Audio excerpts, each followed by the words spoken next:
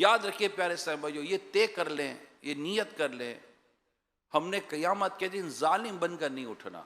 यकीन माने जालिम मर जाएगा क़यामत के दिन। जुल्म अंधेरे में जालिम मर गया क़यामत के दिन, मर गया। इसको मतलब मर गया वो जालिम, ऐसा मरा कि मैं आपको इमाम गजाली रहमतुल्लाह ताला अलैह ने इसको जिस अंदाज से बयान किया है ना, आप दिल के कानों से इस बयान को सुनिए जो मैं इसको करने जा रहा हूं। दिल के कानों से सुनिए और जहन में ये बस बिठा कर रखे, मैंने जालिम नहीं उठना क़यामत के दिन, मैंने जालिम नहीं उठना किया। चाहे बच्चे हों, बड़े हों, बूढ़े हों, माँ बाप हों, बीवी हो, भाई हो, बहन हो, प्रोफेशन हो, क्लाइंट हो, वे ऑफ अर्निंग हो, जो भी व्हाटएवर, मैंने क़यामत के दिन जालिम नहीं उठना, चाहे वो मेरी अपनी जात क्यों ना हो।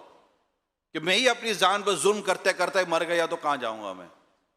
ठीक, अब गौर से सुनिएगा, मैं इमाम गजाली रहमतुल्लाह ताला अलैह की जो बात आप तक पहुंचाने जा रहा हूं। इमाम गजाली रहमतुल्लाह ताला अलैह फरमाते हैं, मीजान के खतरे से वही बच सकता है जिसने दुनिया में अपना मुहासबा किया। अकाउंटेबिलिटी, बड़ा अकाउंटेबिलिटी का है ना, अकाउंटेबिलिटी अकाउंटेबिलिटी अकाउंटेबिलिटी है। अरे भाई, तो मेरी अकाउंटेबिलिटी किधर है? और मेरी अकाउंटेबिलिटी मैं जब नहीं करता ना, तो फिर मेरी अकाउंटेबिलिटी कोई और करना शुरू कर देता है। तो जिस दिन दुनिया में अपना मुहासबा किया, यानी कि मीज़ान के खतरे से वही बच सकता है जिसने दुनिया में अपना मुहासबा किया हो, अपना हिसाब लिया हो, और इसमें शरई मीज़ान के साथ, मीज़ान समझते ना, वेट स्केल, एक क़यामत के दिन मीज़ान कायम किया जाएगा, इसके दो पलड़े होंगे। इसमें शरई मीज़ान के साथ, शरई मीज़ान यानी कि अपनी तमाम तर अक़वाल, आमाल, खतरात और ख्यालात को तोला जाए। यानी ये एक अपना एक जहन में अपना वेट स्केल बनाए आप, कि मैं इसको अपने आमाल को पहले तोलो बाद में बोलो। क्या तोलने से मुराद क्या है? तो अपना हिसाब लिया जाए। जैसा कि हज़रत सैयदना उमर फारूक आज़म रज़ी अल्लाह ताला अन्हु ने फरमाया, अपने नफ्सों का मुहासबा करो इससे पहले कि तुम्हारा मुहासबा किया जाए। यानी अपना हिसाब कर लो इससे पहले कि तुम्हारा हिसाब किया जाए। और क़यामत के दिन वजन करने से पहले खुद वजन कर लो। हम आए वजन करते हैं, अभी सांसें हैं ना, टाइम है ना, और अभी तो कोई क्लाइंट विलाइंट भी नहीं है, कुछ भी नहीं है, नथिंग। हम तो चले ही दीन और इस्लाम की बातें सीखने और समझने के लिए हैं। और एक हमें अल्लाह पाक की रहमत से स्पेस मिला है यार, वाकई कुछ हिसाब किताब अपना भी तो करो, अपनी अकाउंटेबिलिटी तो करो। मैं खड़ा कहां और अपना वजन तो कर लो। अपने नफ्स के हिसाब यानी मुहासबे से मुराद यह है कि बंदा मरने से पहले रोजाना सच्ची तौबा करे और अल्लाह पाक के फराइज में जो कोताही की है उसका तदारुक करे और फराइज को याद करे कि कितने फर्ज मैंने छोड़े हैं, और लोगों के हुकूक एक एक कौड़ी के हिसाब से वापस करे। हुकूक यहां सिर्फ पैसों की बात नहीं है, पैसे तो होते ही हैं, और भी बहुत सारी चीजें जो हुकूक के तौर पर बयान की जा सकती हैं। एक एक कौड़ी के हिसाब से वापस करे और अपनी जबान, हाथ या दिल की बदगुमानी के जरिए किसी की बेइज्जती की हो तो उसकी माफी मांगे और उनके दिलों को खुश करे। ये मुहासिबा क्या है, ये बयान किया जा रहा है। और लोगों के दिलों को खुश करे, हत्ता कि जब उसे मौत आए तो उसके जिम्मे ना किसी का हक हो ना ही कोई फर्ज। उसके जिम्मे ना कोई हक हो ना ही कोई फर्ज। बंदा ख्याल करे, बाद औक़ात क्या होता है, ये बातें पहले भी कहीं हुई होती है, तो होता है यार याद नहीं आता है इतने लोगों से वास्ता राब्ता पड़ा है, किस किस को याद करूं। मैं कभी कभी कहता हूं यार, मिसाल के तौर पर तुमने 100 लोगों को कर्जा दिया है, कभी हो सकता है कि आपको ये भूल जाएगा मैंने किस किस को कर्जा दिया है। बल्कि जिसको नहीं दिया ना उसको भी कभी कभी राब्ता करते, यार आपको कुछ दिया तो नहीं था। पैसे नहीं भूलते, पैसे में से नहीं भूलते। लोगों के साथ ज्यादती की भूल गए, जुल्म क्या भूल गए, नाइंसाफी की भूल गए, तुम भूल गए मगर कहीं तो महफूज है, कहीं तो महफूज है जो आएगा। तो यूं अपने ऐसा मुहासिबा करे और ये ऐसा अंदाज इख्तियार करे कि जब उसे मौत आए तो उसके जिम्मे ना किसी का कोई हक हो और ना ही कोई फर्ज। तो ये शख्स किसी हिसाब के बगैर जन्नत में जाएगा। हाय हाय हाय, छोटी बिशारत नहीं है, जन्नत की बिशारत खुद ही बहुत बड़ी बिशारत है, मगर इससे बड़ी, इसके अंदर एक बहुत बड़ी बिशारत ये, बगैर हिसाब के जन्नत में जाएगा। इसलिए जब भी आप दुआ करें ना, ये दुआ कर, या अल्लाह मेरी बिला मुझे बगैर हिसाब के जन्नत अता कर, मेरी बिला हिसाब मगफिरत कर। हिसाब ना ले, हम तो मर जाएंगे यार, हिसाब दे कहां दे सकते हैं? यहां 4 दिन का हिसाब नहीं बन पाता, हिसाब दे कहां से सकेंगे हम? वो रहीम है, करीम है, वो सत्तार है, वो गफार है, वो रहमान है, वो हमें बगैर हिसाब के बख्श दे तो बड़ा रहमान है, बड़े करीम है वो। हम दुआ तो करें भला माफ कर दे, और जो मुझ पर तेरे बंदों को हुकूक है उसे अदा करने में मेरी मदद कर। हम अपनी विलिंग, अपनी नीयत, अपने इरादे, अपनी चीजों को अपने रब के हुजूर हाजिर तो करे, मौला मैं चाहता हूं, और मेरा ये चाहना भी तेरी इज्जत की कसम, मेरी इसमें कोई कमाल नहीं है, ये भी तेरी रहमत है जो तूने मुझे इस तरह सोचने की तौफीक अता फरमाई है। वरना मेरे जैसा आदमी मौला कहां से सोचता कि मैं बंदों का हक अदा करूं? तूने सोच दी है, तूने ख्याल दिया है, तूने इरादा दिया, तो मौला मदद और भी कर, मददगार भी पैदा कर दे, हिम्मत भी अता कर। ये सब अपने रब के हुजूर अर्ज करता रहे, सच्ची तौबा करता रहे। और ये भी आज नियत करके हम जाएं कि रोजाना रोजाना कम से कम सोने से पहले तो सच्ची तौबा करके सोएंगे।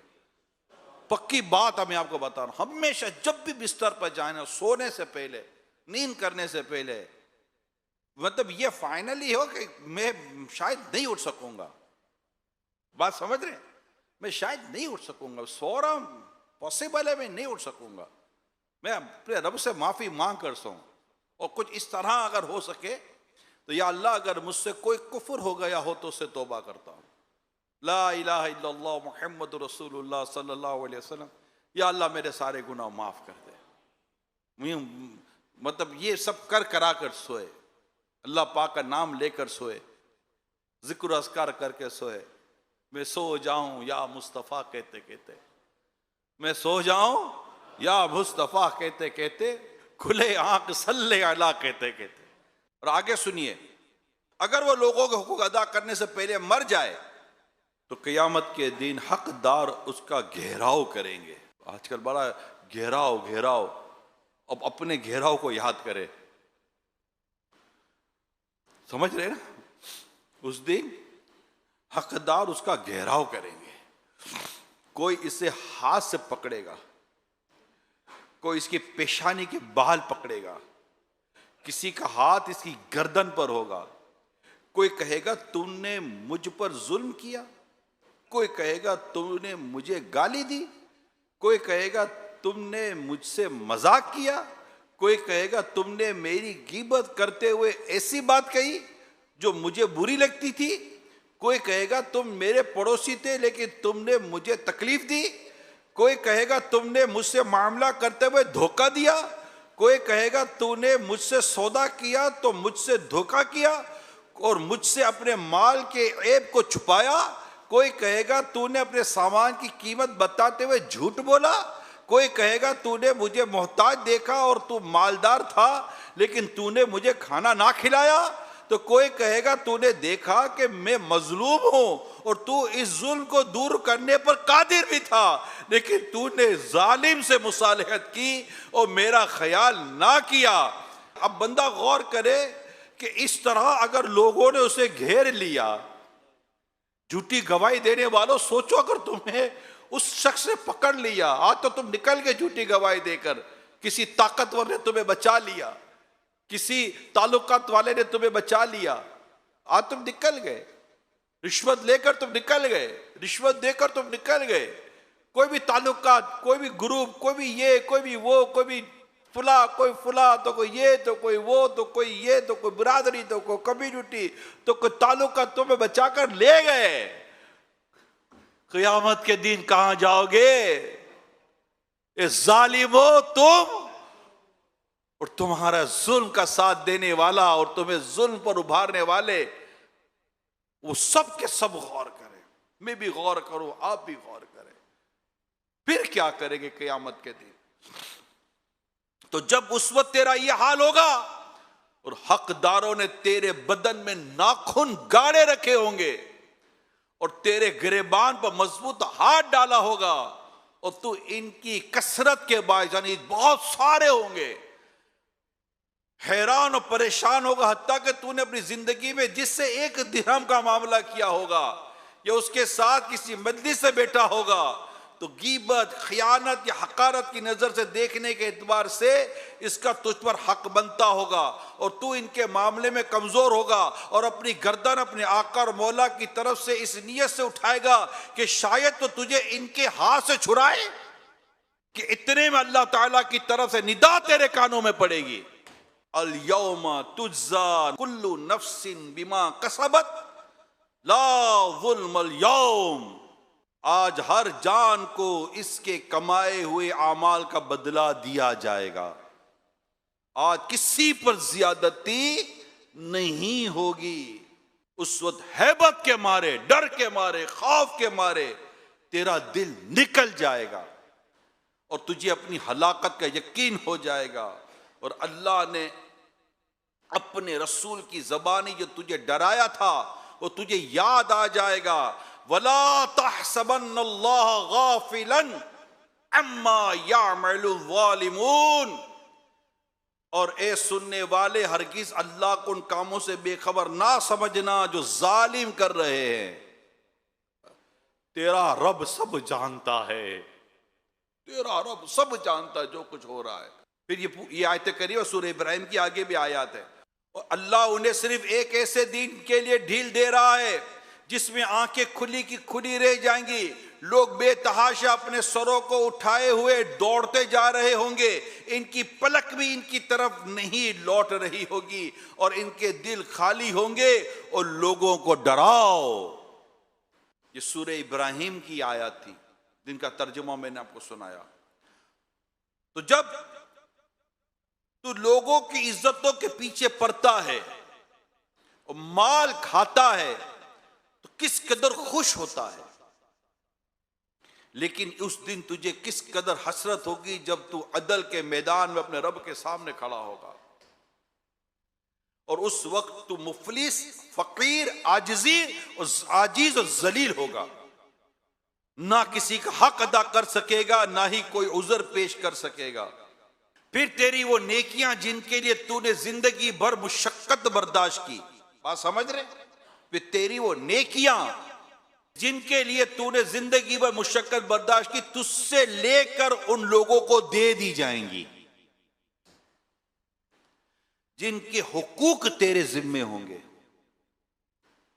और ये उनके हुकूक का इवज होगा। तो देखो उस दिन तुम किस कदर मुसीबत में मुब्तला होगे, क्योंकि पहले तो तुम्हारी नेकियां रियाकारी और शैतानी मकरो फरेब से महफूज नहीं रही होंगी। और अगर तवील मुद्दत के बाद कोई एक आध नेकी बच भी जाए तो इस पर हकदार दौड़ेंगे और इसे ले लेंगे। और शायद तो अपने नफ्स का मुहासबा करने, दिन को रोजा रखने और रात को क़याम करने वाला हो तो तुझे मालूम होगा कि तू दिन भर मुसलमानों की गीबत करता रहा जो तेरी तमाम नेकियों को ले गई। बाकी बुराइयां, मसलन हराम और मुश्तबा चीजें खाना और इबादत में कोताही करना अपनी जगह है। जिस दिन सिंगों वाले जानवर से बेसिंग जानवर का हक लिया जाएगा तो उस दिन के हुकूक से छुटकारा पाने की उम्मीद कैसे रख सकता है। इमाम गजाली अलैहि रहमतुल्लाह अलवाली का ये मजमून अब हर सुनने देखने वाला, मर्द और औरत, कम जिम्मेदार, ज्यादा जिम्मेदार, छोटा ओहदेदार, बड़ा ओहदेदार, हर एक अपने बारे में सोचे। वाकई सोचने वाली बात है। क़यामत का दिन मेरी बारगाह इलाही में हाजिरी। यहां दुनिया में बंदा कसूर करता है, जुर्म करता है, अच्छा वो जानता है कि मैंने जुर्म किया है, और जो कुछ मेरे पेश किया जाएगा ये सब सही है, और अब मेरे खिलाफ फैसला आने वाला है। इस दुनिया की मैं बात कर रहा हूँ जिसमें आगे अपील मौजूद है, आगे ये मौजूद, आगे वो मौजूद, और हजार किस्म के कानून में क्या क्या क्या क्या चीजें, फिर भी घबराहट के मारे हालत बुरी। यहाँ तो चलो इधर से निकल गए, उधर से निकल गए, ये हो गया वो हो गया। बंदा क़यामत के दिन जाएगा कहाँ? और जुल्म करता हुआ कब्र में गया तो करेगा क्या? अल्लाह पाक के हुजूर हाजिर होगा, उसके हाथ में नामा अल यौमा नखतिमु अला अफ़वाहिहिम, सूरह यासीन में। उस दिन मुंह पर मोहर कर दी जाएगी, हाथ और पांव कलाम करेंगे, गवाही देंगे। बंदा करेगा क्या? किस चीज से चुप कर बंदा बुराई कर रहा है? बताओ मुझे, आप बताएं, मैं आपको बताऊं, आप मुझे बताओ, हम किससे चुप कर बुराई कर रहे हैं? हाथ पांव गवाह नहीं है, आजा गवाह नहीं है, जो फरिश्ते आमा लिख रहे हैं इनसे चुप कर अमल करेंगे हम? अरे अंदर आ जाओ, दरवाजा बंद करो, दरवाजा भाई समझा करो, दरवाजा बंद करो, आहिस्ता बोलो यार, कोई सुन लेगा यार, यही कोई सुन लेगा। और अल्लाह जो समी व बसीर है, अल्लाह पाक जो अलीम व खबीर है, वो तो दिलों में आने वाले ख्यालात को जानता है। अलीमुम बिज़ाति सुदूर, तो दिलों में आने वाले ख्यालात को जानता है। ये बदबख्त तो किससे चुप कर गुनाह कर रहा है? तो किससे चुप कर गुनाह कर रहा है? तो किससे अपनी आवाज को छुपा रहा है कि मेरी आवाज ना पहुंच जाए? किससे? अरे वो तो कुछ भी नहीं कर सकता, तो जिससे चुप रहा है उससे डर, जो जन्नत और जहन्नम का मालिक है, जो इज्जत और जिल्लत का मालिक है, जो रिस्क जिसके दस्ती कुदरत में, उससे डरना है। वो मेरा रब है, उसने मुझे पैदा किया है, मैं मुसलमान हूं, मैं उससे डरूंगा, मैं उसको राजी करूंगा। जो रज़ाक है मैं उससे डरूंगा, वो सत्तार है, मेरे ऐबों को छुपाने वाला, मैं उससे डरूंगा। वो रहमान है कि इसके सिवा कोई रहमान नहीं है, वो करीम है, वो रहीम है, मैं उससे डरूंगा। उसकी पकड़ सख्त है, वो पकड़े तो कोई छुड़ा नहीं सकता, कोई नहीं बचा सकता अगर वो पकड़ ले तो। अब मेरे जितनी बातें बयान की, बंदा सोचे कि मैंने क्या क्या किया। यहां दुनिया में किसी के मजाल है जो मेरे गिरबान पकड़ के दिखाए? 10 आदमी जमा कर लूंगा, अपनी बिरादरी जमा कर लूंगा। कयामत के दिन जब मजलूम ने तेरा गिरबान पकड़ा तो किसको पुकारेगा? कयामत के दिन मजलूम ने तेरे बदन में नाखून गाड़े तो किसको कहेगा? ऐसा ना तो जिसको पुकारे वो खुद भी इसी में मुब्तला हो, किसको पुकारेगा? अगर उसने तेरे बाल पकड़ लिए, वो रब के हुजूर हाजिर होकर कहेगा, मौला मेरा हिसाब पूरा करवा दे, मेरा बदला दिला दे। उस दिन तुम क्या करोगे जालिमो, जो जुल्म करने वाले हो? ये घर से लेकर रोजगार तक सबका मैं बयान कर रहा हूं। कोई ये ना समझे दुनिया में देखने सुनने वाला कि मैं सिर्फ प्रोफेशन में बयान कर रहा हूं। नहीं, मैं सिर्फ प्रोफेशन में बयान नहीं कर रहा, यकीन माने नहीं कर रहा। मुझे तो यह भी डर होता है कि कई ऐसे लोग होंगे जिनके मजलूमों में उनकी बीवी खड़ी होगी, जिनके मजलूमों में उनकी बेटी खड़ी हुई होगी, जिन मजलूमों में इनके पड़ोसी खड़े हुए होंगे। ये सिर्फ प्रोफेशन की बात नहीं कर रहा हूं यार, समझा करें, हम मैं भी समझू, आप भी समझे। ये मामला नाजुक है, बीवी बच्चों का मामला है, औलाद का मामला है, पड़ोसियों का मामला है। इसके बाद कारोबार पर हम जाते हैं। कारोबार पर तो 100 चीजें अभी भी हमारे मुंह की लगाम बनी हुई होती हैं, घर में तो लगाम ही कोई नहीं होती। कई ऐसी औरतें होगी जिनमें मजलूम उसका शोर खड़ा होगा, मौला मैंने घर बचाने के लिए इस औरत के साथ निभाया, मगर इस औरत ने मेरे को बहुत जुल्म किया, मौला मुझे अपना हिसाब दिला दे। वो औरत क्या करेगी? जानवर का हिसाब होंगे, मगर जानवर तो चलो मिट्टी हो गए ना। यहां तो जन्नत तो जहन्नम का फैसला है, या तो जन्नत में जाना है या जहन्नम में जाना है। तो करेगा क्या? हिसाब देगा कैसे? उसके बाद आस पड़ोस और फिर महल्ले वाले, इलाके वाले और रास्ते पे चलने वालों के मामलात हैं, और उनके मामलात हैं जो शायद आपको मुझे जानते भी नहीं है, मगर हमने उनके लिए जुल्म किए हुए हैं। कई जालिमों का साथ देकर हमने मजलूमों की बद्दुआएं ली हुई होती हैं। जालिम जुल्म करके सो जाता है, मजलूम की बद्दुआ सोती नहीं है। सोती होती नहीं है। अल्लाह पाक ने हमें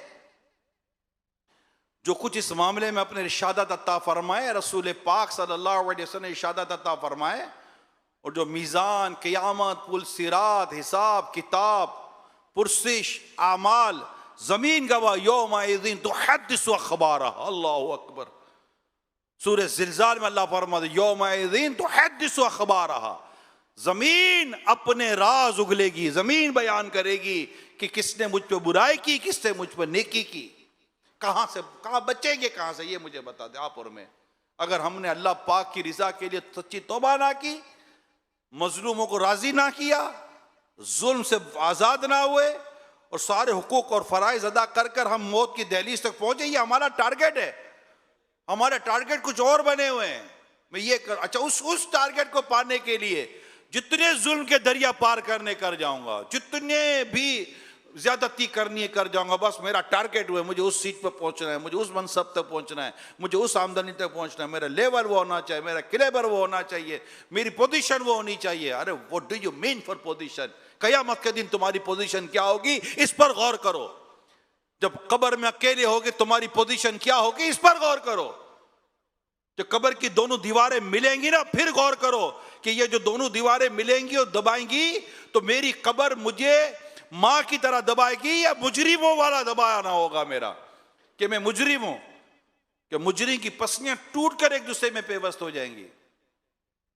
मामला बहुत आगे सीरियस है। मैं आपको बता रहा हूं, जिन्होंने इस पर गौर किया इनकी भूखे मर गई, इनकी नींदें उड़ गई,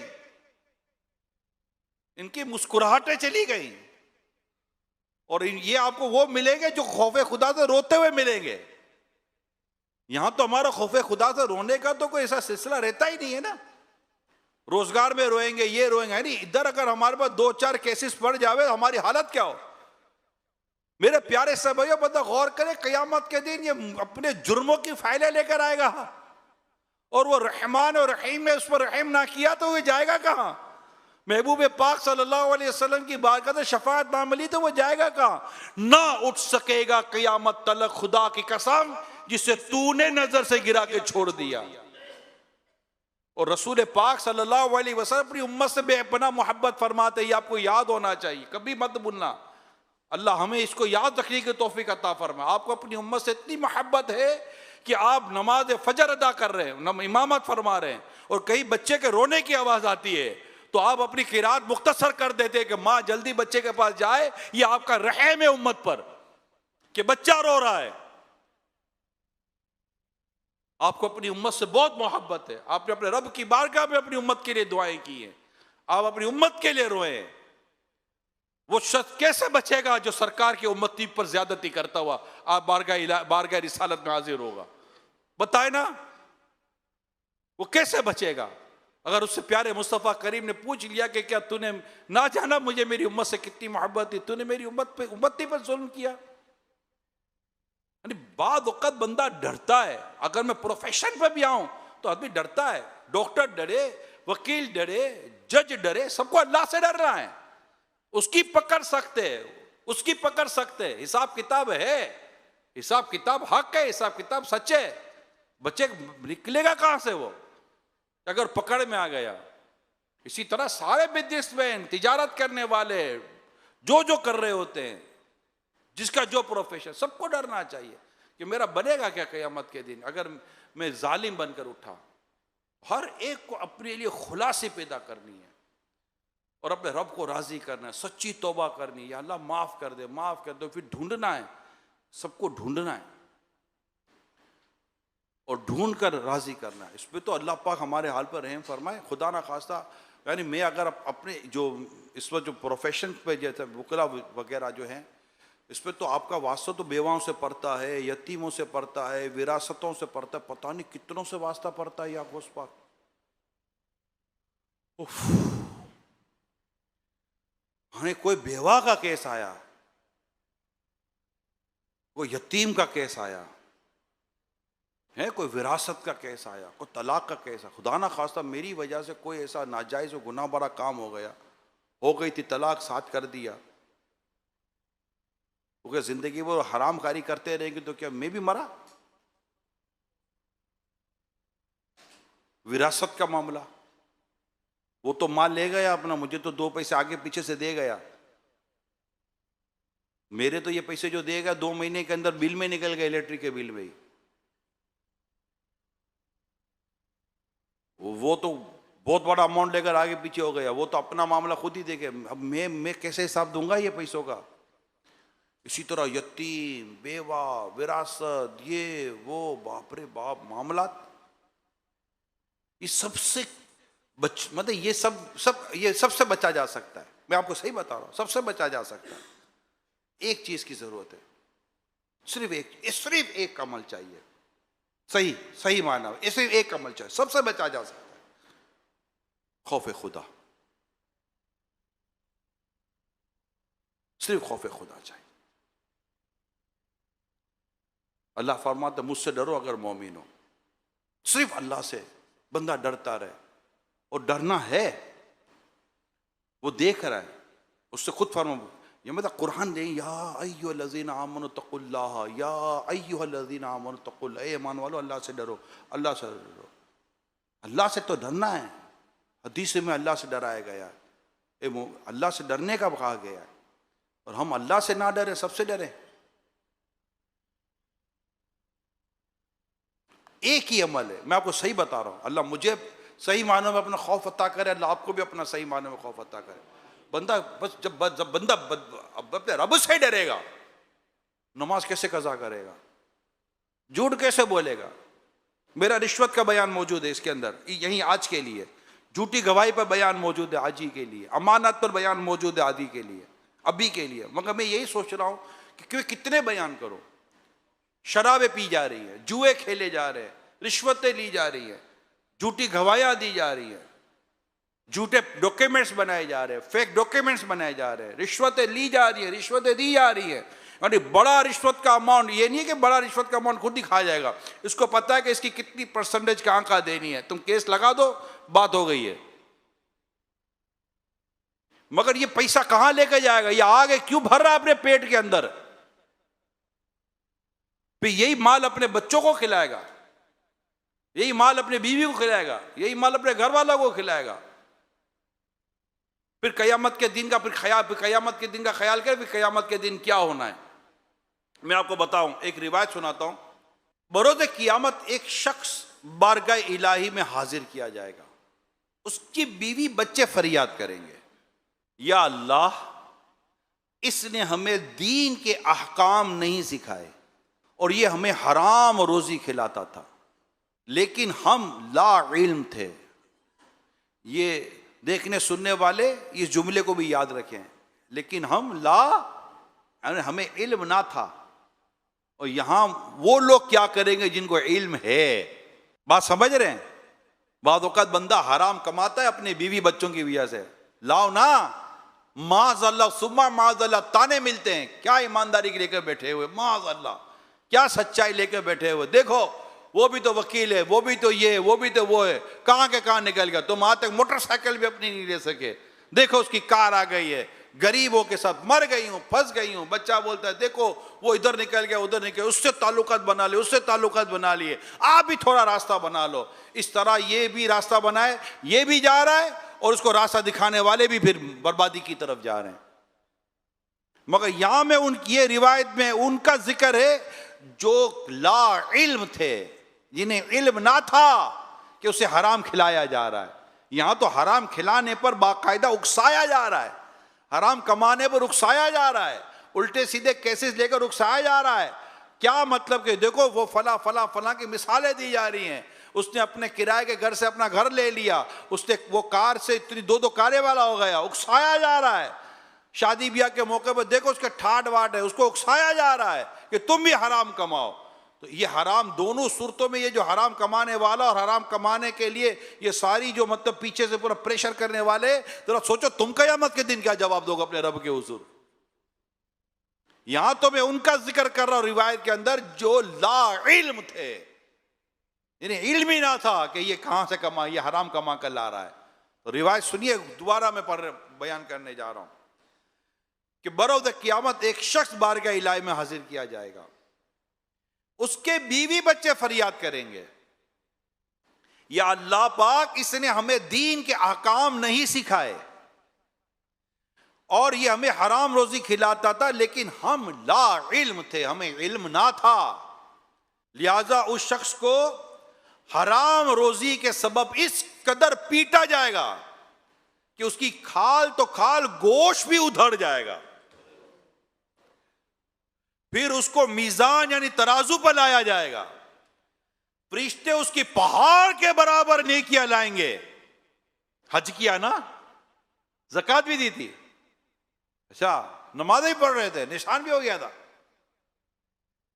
तस्बीह से छूटी नहीं रही थी, अच्छा मस्जिद ही बनाई थी, ये भी नहीं क्या की थी, वो भी नहीं क्या की थी, माल कहां से कमाया था, हराम से खिलाएगा, हराम में। अल्लाह अल्लाह अल्लाह, यानी गौर करे कि मीजान, फिर उसको मीजान यानी तराजू पर लाया जाएगा, फरिश्ते उसकी पहाड़ के बराबर नेकियां लाएंगे। तो अहलो इयाल में से एक शख्स उसकी नेकियों में से ले लेगा, दूसरा बढ़ेगा, वो उसकी नेकियों से अपनी कमी पूरी करेगा। इस तरह उसकी सारी नेकियां उसके घर वाले ले लेंगे। यहां दुनिया में पैसे ले गए, हमारा चैन सुकून भी ले गए, और इस बुरे अमल की वजह से क़यामत के दिन मेरी नेकियां भी ले गए। अब वो अपने बाल बच्चों की तरफ रुक करके कहेगा, अफसोस, अब मेरी गर्दन पर सिर्फ उन गुनाहों का बोझ रह गया जो मैंने तुम लोगों की खातिर किए थे। फरिश्ते ऐलान करेंगे, ये ऐलान कैसा अजीब ऐलान है, फरिश्ते ऐलान करेंगे ये वो शख्स है जिसकी सारी नेकियां उसके बाल बच्चे ले गए और ये उनकी वजह से जहन्नम में दाखिल होगा, जहन्नम में दाखिल हुआ उनकी वजह से। क्या ये बीवी बच्चे आपको अब लगता है कि यार इनकी वजह से मैं हराम कमाऊं, ये बीवी बच्चों की वजह से, इनकी वजह से? अस्तगफिरुल्लाह, ना ना, ऐसे बेवकूफ तो हम नहीं है। ये क़यामत के दिन मेरा गिरबान पकड़ेंगे, हमारा काम अपने रोजी कमाना है, रिस्क कमाना है, हमारी जिम्मेदारी है, नान नफका शौहर की जिम्मेदारी है, रोजगार कमाना हमारी रिस्पॉन्सिबिलिटी है। औरत के तो जिम्मे ही नहीं है ये काम, ये तो जिम्मे है ही मर्द के, बीवी के जिम्मे थोड़ी है ये काम।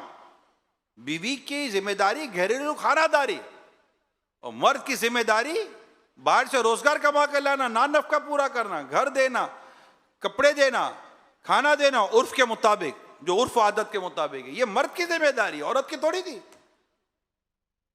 हजरत मौला अली शेर खुदा कर्रम ताला वजुल करीम और खातून जन्नत बीबी फातिमा रदी अल्लाह ताला अन्हा का जब निकाह हुआ, शादी हुई, तो खुद मौला अली रदी अल्लाह ताला अन्हु फरमाते हैं कि हमारा आपस का मामला तय हो गया, और खुद आपने ये फरमाया है कि घर के काम फातिमा करेंगी और घर के बाहर के काम मैं क्या करूंगा। हमारी तकसीम हो चुकी, ये तकसीम खानदान अहले बैत की है। आपको ये तकसीम समझ में क्यों नहीं आती? औरत घरेलू खानादारी, औरत का मुतलकन रोजी कमाना नाजायज नहीं है, रिस्क कमाना नाजायज नहीं है मुतलकन, मगर उसकी शराइत है, उसको खुद को बेपर्दगी से बचाना पड़ेगा, बेशर्मी से बचाना पड़ेगा, बेहयाई से बचाना पड़ेगा। कोई उदात है ऐसा थोड़ी है, कोई इस्लाम के अंदर अमल करने की सूरतें मौजूद हैं। हम मुसलमान हैं, हमको बेकैदी, हम ऐसा थोड़ी कि हमारे को रूल्स और लॉ ही नहीं है, कोई कानून ही नहीं है। और कानून तोड़ने का क्या क्या अंजाम होता है ये तो आप मुझसे ज्यादा जानते हैं। तो जो मुल्की कानून तोड़ने के अंजाम को समझता है वो अल्लाह उसके रसूल के कानून तोड़ने के अंजाम को ना जाना। मगर चूंकि यहां पर वो कानून तोड़ने पर ऐसी गिरफ्त नहीं है, दुनिया में था गिबत तो कौन सा जज बैठेगा तुमने गिबत की थी तुम्हें 3 महीने की सजा, ऐसा कोई कानून है आपके कॉन्स्टिट्यूशन में? तो बताएं। तुम बदगुमानी की थी, ऐसी कोई चीजें हमारे यहां तो नहीं है। हसद किया था पकड़े गए, अरे समझा रहा हूं मैं, सिग्नल तोड़ने पर पकड़ रहे और कई कानून तोड़ने पर पकड़ है। ठीक है, वो कानून ठीक है, जो शरीयत से नहीं टकरा तो उस पर अमल करना चाहिए, हमारी भलाई के लिए कानून है। समझाना यह है कि दुनिया के बनाए हुए कानून को हम फॉलो करते हैं, क्योंकि फौरन पकड़ हो जाएगी, सजा हो जाएगी। अल्लाह उसके रसूल के बनाए हुए कानून को नहीं पढ़ते, उसकी सजा से नहीं डरते। तो यहां ये जब चीजें नसीब मिल जाएंगी ना, मीजान, कब्र, हश्र, हिसाब, हराम हलाल, इसकी तमीज, कौन सी चीज है भाई हराम रोजी? अब ये यार बाद वक़्त तो ये होता है, मैं माफी चाहता हूं मेरे इस्लाम भाई के साथ, यार ये बताइए कि ये सही या गलत, हालांकि उसको पता है कि सही के गलत है। ये तो सीधी बात है, कोई भी दूध को दूधू कब बोलता है भाई? ये जो मैं केस ले रहा हूं, ये जो मैं काम कर रहा हूं, ये सही या गलत अंदाजा हो जाता है भाई, ऐसा तो नहीं है अंदाजा ही नहीं होता। पहले दूसरे दिन तीसरे दिन फर्स्ट हेयरिंग में दूसरी हेयरिंग में अंदाजा तो हो जाता है कि ये है कौन और मैं कर क्या रहा हूं। नहीं भाई, गलत फहमी हो गई, मुझे क्या पता था आप जुल्म कर रहे हैं, ये लीजिए, मैं नहीं लड़ता आपका केस वेस। अरे भाई लड़ो, कैसे लड़ो आप? ठीक है, आप अपना इकबाल जुर्म कर लो, फिर देखते हैं क्या होता है। तो वो लगा जुर्म मानने के लिए आपको थोड़ी को वकील लगा था, आपको इसलिए वकील लगा था कि मैं जुर्म मान लो, तो उसमें वकील लगने की क्या जरूरत है, मैं जाकर वैसे ही मान लूंगा। ये थोड़ी होता है। और अगर पता चल जाए अगला गलत है और फिर उसका साथ देना, ये तो दुरुस्त ही नहीं है ना। काजी शुरे रहमतुल्लाह ताला अलैह ये फैमिली मेंबर भी थे, हेड ऑफ फैमिली भी थे, घर था, बीवी बच्चे थे, खाना खा रहे थे, बेटा आया, बेटे ने कहा कि अब्बू एक बात है। क्या बोला? कहा अब्बू बात बयान करता है, लेकिन आपको लगे ना कि मेरी फेवर में जाएगी तो मुझे हाँ कहिएगा, वरना फिर मुझे मना कर दीजिएगा। बोला बेटा क्या हुआ बताओ। तो बेटे ने अपना सारा वो बाहर जो झगड़ा हुआ था, मसला हुआ था, आपस में जो कुछ डिस्प्यूट हुआ था, तो उन्होंने अपने वालिद साहब से बात की। काजी शुरे रहमतुल्लाह ताला ने जब सुना तो कहा बेटा अदालत में मुकदमा डाल दो। डाल दो अबू? बोला डाल दो बेटा डाल दो। बेटे ने मुकदमा डाल दिया, बेटा भी हुआ और जो दूसरे फरीक थे वो भी हुए। काजी शुरे रहमतुल्लाह ताला अलैह काजी थे, उन्होंने सारा मामला सुना और बेटे को सजा सुना दी, बेटे को सजा सुना दी। बेटे ने कहा अब्बा जान मैंने कल ही आपको कहा था कि अगर फेवर में जाता हूं तो मुझे कहिएगा, वरना मैं चुप हो नहीं करता। तो कहा बेटा को तो कुछ ना बताता तो ठीक था, लेकिन कल तूने बताकर मुझे बता दिया कि तू जालिम है और वो मजलूम है। अब तू जालिम है और मैं कैसे चुप हो जाऊं? मैं जानता था कि तू जालिम है और कल तुझे मुझे सजा देनी है, इसलिए मैंने कहा कि मुकदमा डाल ताकि मैं मजलूम को उसका हक दिलाऊं। ये हमारी तारीख है, हमारी हिस्ट्री है। घर बार का मसला नहीं है, अल्लाह पाक की बारगाह में हाजिरी को याद करे बंदा। बस आज के बयान को आप समझ गए होंगे। तो अल्लाह पाक की बारगाह में हाजिरी, हुकूक और ये सारे मामला तो हमारे पेश नजर हों। कभी कभी ऐसा होता है कि मतलब कि बिल्कुल आंखों पर पट्टी होती है, समझ ही नहीं आ रही होती कि हम क्या कर रहे हैं। मगर अगर इस तरह के इज्तिमात, इस तरह के बयानात, ये दावत इस्लामी का दीनी माहौल, ये आंखें ही तो खुलवाता हमारी। दावत इस्लामी कर क्या रही है आज तक? दावत इस्लामी आंखें खोल रही है। मुश्किल आसान काम नहीं है। ये कहते हैं सोए हुए को जगाना आसान है, जागे हुए को जगाना मुश्किल है। अल्लाह पाक सलामत रखे मेरे अमीर सुन्नत को, इन्होंने जागे हुए को जगाने की जिम्मेदारी कबूल फरमाई हुई है। ये जागे हुए को जगा रहे हैं, आसान नहीं है, बहुत बहुत मुश्किल हो गया है।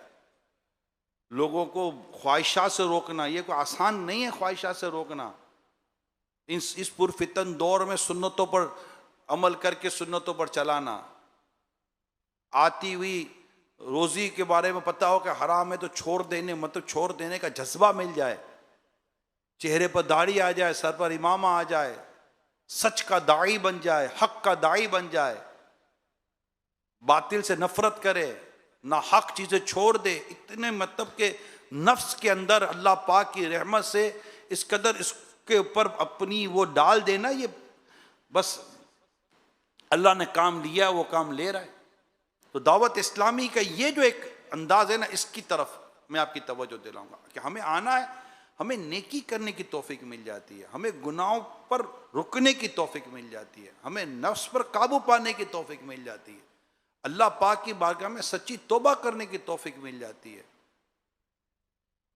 मजलूमों का साथ देने की तौफीक मिलती है, जालिमों से किनारा करने की तौफीक मिलती है। और बहुत बुरा हाल है, दौर फितन है, अजीब व गरीब दौर है, खुद को बचाना आसान नहीं है इतना। बस एक माहौल ऐसा हो कि जो बिल्कुल बंदा, बहुत बुरा माहौल, अजीब व गरीब माहौल है, अजीब व गरीब हालात है। मैं जंगल में नहीं रहता, ज्यादा बोल नहीं सकते, और वैसे हम गैर सियासी हैं और हमें गैर सियासी ही रहना है। हम तो एक ही क्या एक चीज है मेन, खौफ खुदा। जब ये पैदा हो जाए ना, ऊपर से लेकर नीचे तक सिस्टम सही हो जाएगा। असल चीज को पकड़े ना, खौफ खुदा।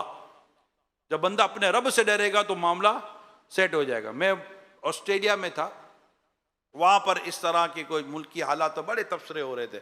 हमारा यही होता ना, वो बेचारा ऑस्ट्रेलिया में बैठा हुआ तबसरा ही करेगा, क्या करेगा, तबसरे हो रहे थे। ये जहां भी तकरीबन मैं जाता हूं तो ये तबसरों के बारे में सुनता हूं, वो मौजू ही अजीब व गरीब लोगों ने लिया हुआ है।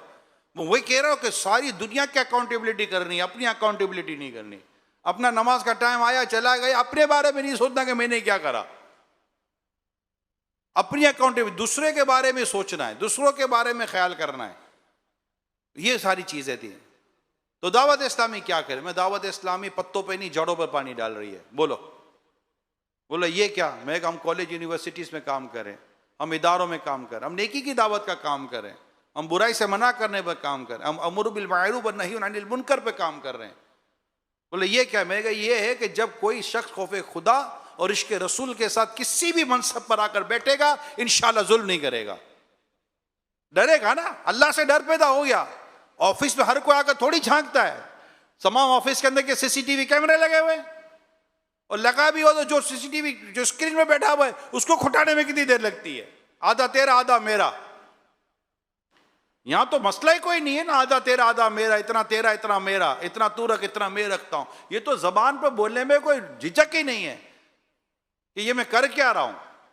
तो जो भी शख्स किसी भी मनसब या ओहदे पर या किसी भी रिस्पॉन्सिबिलिटी पर आता है, किसी भी शहर का मुल्क का हो, अगर वो सही मायनों में खौफ खुदा और इश्क रसूल का पेकर होगा, इंशाअल्लाह ताला कौम को आसानी और आराम में रखेगा। वो मेन चीज है, ये तो है ही मेन चीज। इसके बगैर आप कर ले सारी बातें ही होंगी। अल्लाह से नहीं डरेगा तो फिर तो जुल्म ही करेगा, ज्यादती करेगा। और ये कोई बहुत बड़ी तादाद नहीं होती। अल्हम्दुलिल्लाह दावत इस्लामी के जो शोबा तालीम में काम है, मैं इसको बहुत एडमायर करता हूँ, क्योंकि ये कौम और मिल्लत के लिए बहुत इंपॉर्टेंट ये जगह है। यहीं से कौम निकलती है ना। School college university, school college university, ये मेन एरियाज हैं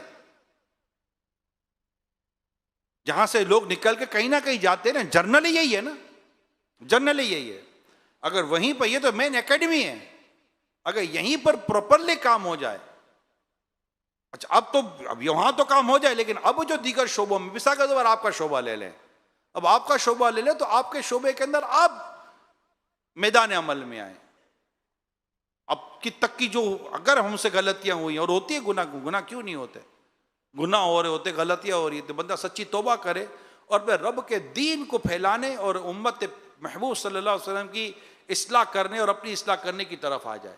जिंदगी का अब दौरान बहुत कम वक्त रह गया, बहुत कम वक्त रह गया। 40 साल 45 साल 50 साल 55 साल की हमारी जिंदगियां हो गई हैं। अब हमारी जिंदगी का बहुत बड़ा हिस्सा तो गुजर चुका। अब हमें ही नहीं पता कि सांसें रह कितनी गई हैं।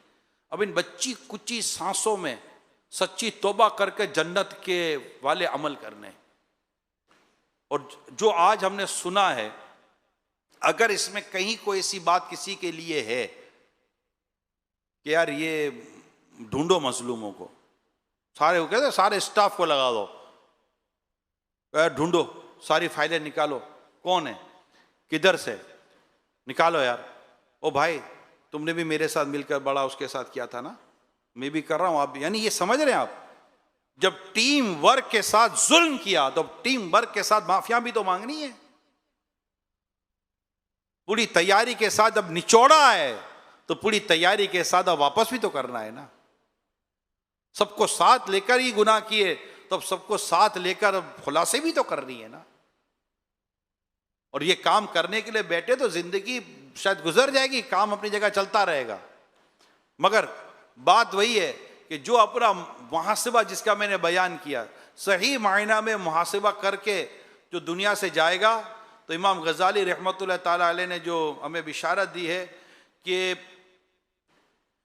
हत्ता कि जब इसे मौत आए, हत्ता के, या आखिर में दोबारा क्या बयान करता हूं, हत्ता के जब उसे मौत आए तो उसके जिम्मे ना किसी का कोई हक हो ना ही कोई फर्ज, तो ये शख्स किसी हिसाब के बगैर जन्नत में जाएगा। हमें बगैर हिसाब जन्नत चाहिए, अल्लाह बगैर हिसाब जन्नत दे दे, बगैर हिसाब जन्नत दे दे, बगैर हिसाब जन्नत दे दे। आमीन बिजाहि खातिमिन नबिय्यीन सल्लल्लाहु तआला अलैहि वसल्लम।